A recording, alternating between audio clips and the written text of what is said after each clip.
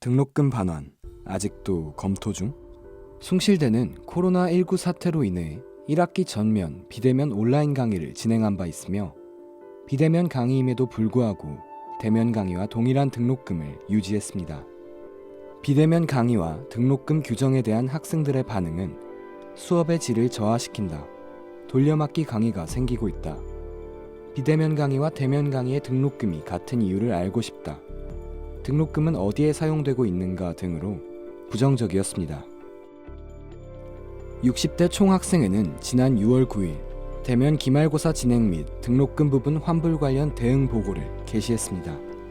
등록금 관련 내용으로 지난 5월 26일 총학은 교무위원회에 등록금 부분 환불과 관련된 성명서를 전달하여 등록금 환불에 대한 학생들의 목소리를 전달하였으나 학교 측의 대처는 무응답이었습니다.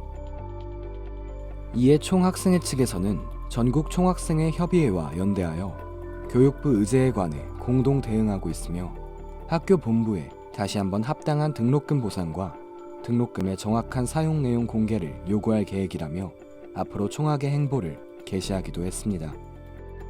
코로나19는 학교 본부도 처음이라며 학교 본부는 학생들의 이해를 강요하고 있으며 코로나19로 발생한 여러 문제들의 근본적인 해결을 위한 노력을 하고 있는가에 대한 의문점이 형성되면서 답변을 회피하는 학교 본부에 대해 무능함을 느끼고 있는 현재입니다.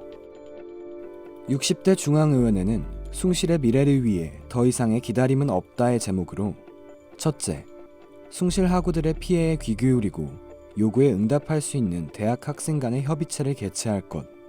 둘째, 20학년도 1학기 등록금 사용 내역을 최대한 빠른 시일 내에 세분화하여 제공할 것. 셋째, 교육권 손실 사태에 대하여 심각성을 인지하고 그에 합당한 금전적 보상과 학사적 보상안을 마련할 것. 세 가지 요구사항에 대한 서면 답변을 학교 본부에 요구했습니다.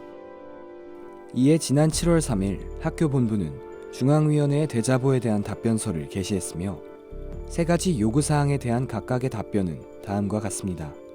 첫째, 학생들의 피해 사례에 대응할 수 있는 대학 학생 협의체를 구성하여 학생들의 의견을 적극 수렴할 것.